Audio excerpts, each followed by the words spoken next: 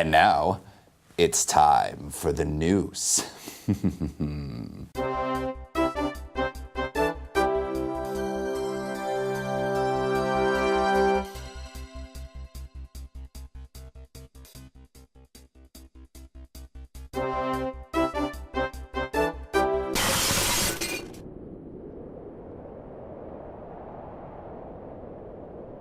And our top story this evening comes to us from Liverpool, England, the John Lennon Airport. The wife and stepdaughter of 91-year-old Kurt Willie Durant insisted he was alive and just sleeping when they wheeled him into the airport Saturday for an EasyJet flight back to Berlin. Police surmise they were trying to dodge the estimated $6,000 it would cost to ship the dead body. They had him wrapped in a blanket and he was propped up in a wheelchair, wearing sunglasses. Good move there. An airport source told Click Liverpool he was dead, completely motionless, and the two women insisted he was just asleep. They had apparently managed to fool the taxi driver who brought them to the airport, but check-in staff were immediately suspicious. A coroner's report is due in the next few days, but police believe Durant probably died of natural causes on Good Friday.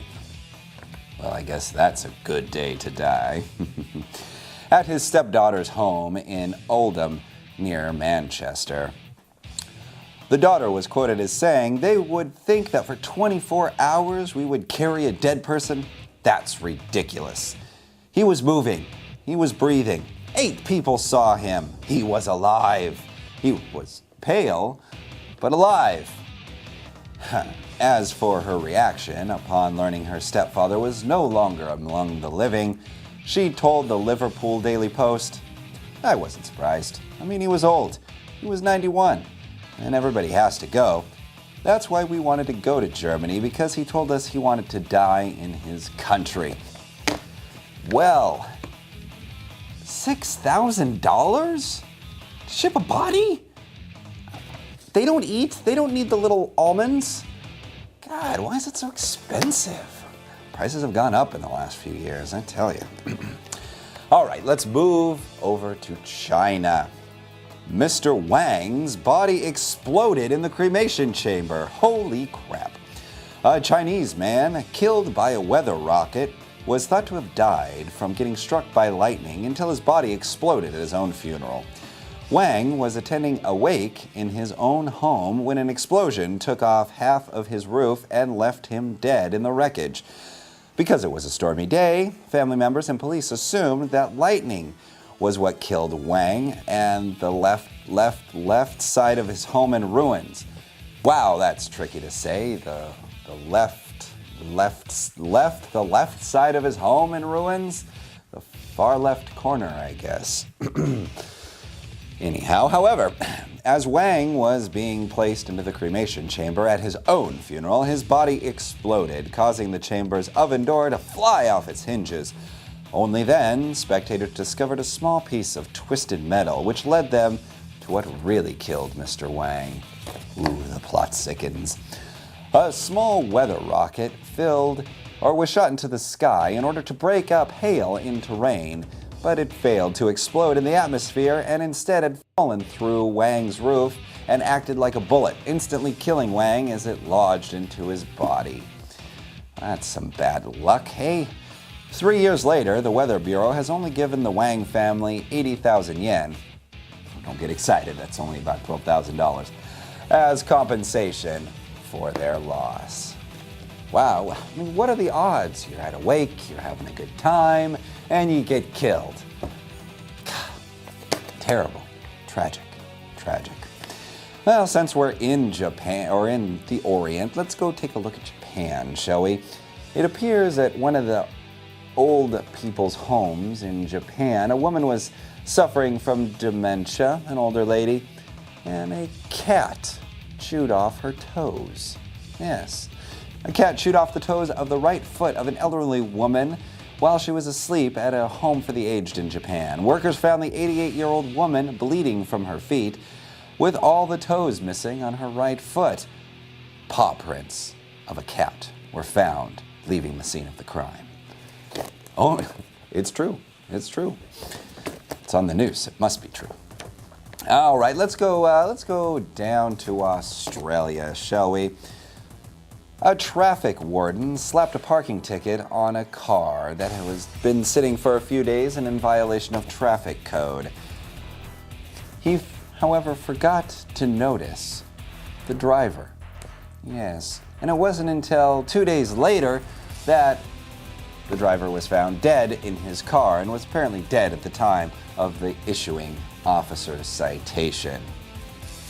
Well, that's not very observant for a police officer. How do you put a ticket on a windshield without noticing a corpse? Maybe he didn't want to ship the corpse. Maybe he was afraid he'd have to pay $6,000. Who knows?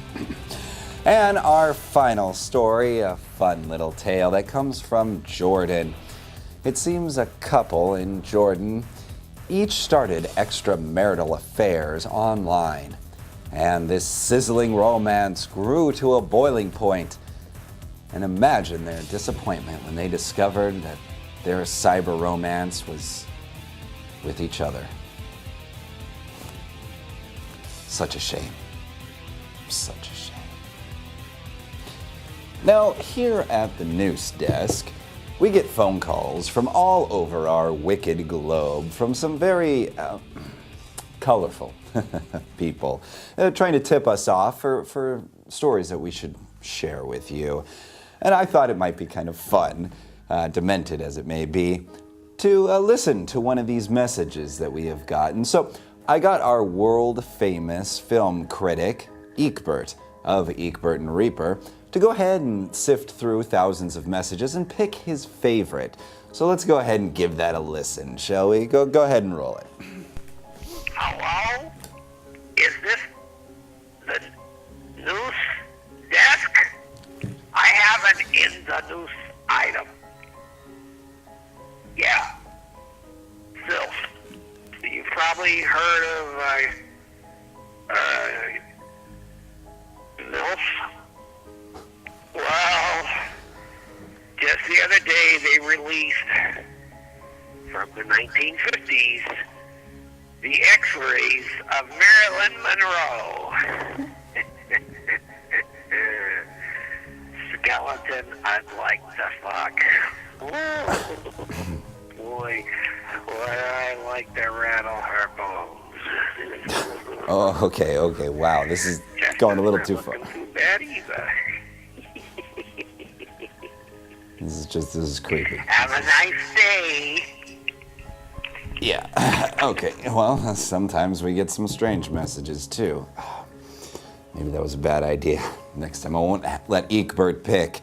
Eeek Bert. Yeah, mate. Yeah. What's up? Why? Why that one? Out of the thousands that you had to choose from, why did you pick that one? What do you mean, why? I mean, that was just crazy. He's all, skeleton, so he's gonna, rattle the bones. I mean, that's Okay, awesome. okay.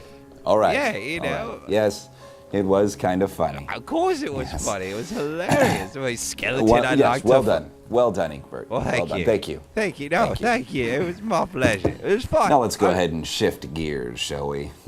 It's time for me to jump on my proverbial soapbox.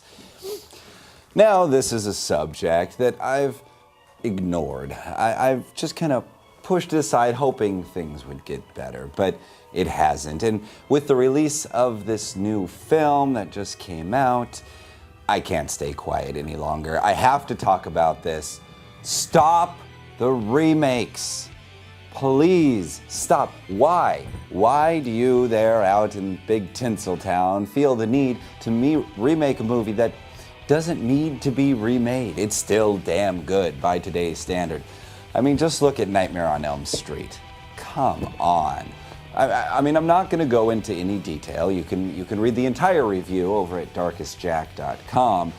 But really, I mean, why? Why even bother remaking a film if you're just going to steal from the original? What's the point? I mean, did we learn nothing from the shot-by-shot Psycho remake? Come on, people, this is no good. I mean, I understand. I understand that throughout history, people have remade things, updated things. Okay, I accept that every now and again, that's fine. But I mean, if you have to, if it's your lifelong mission to remake some film, make it your own. Do something different with it. Change it up, you know? Do like what Tim Sullivan did with 2000 Maniacs. You know, he made it his own. It's his own beast now, and a fantastic beast it is. You know, do something like that. Change things around. Make it original. You know, like here is an example right here of a film that changes the source material up. Years ago, in a distant war-torn cosmos, a monster is born. Trained in the dark arts, he wields a weapon the color of blood. His mutilated face is hidden by a mask that strikes terror in the hearts of all. This Halloween, fear has a name: Vader. See, there is a remake that would get me into the theater. I would pay money for that. A Star Wars horror film. That's fantastic. I love it. All right, well, before I get off my soapbox here, let me make my main point, and it is this.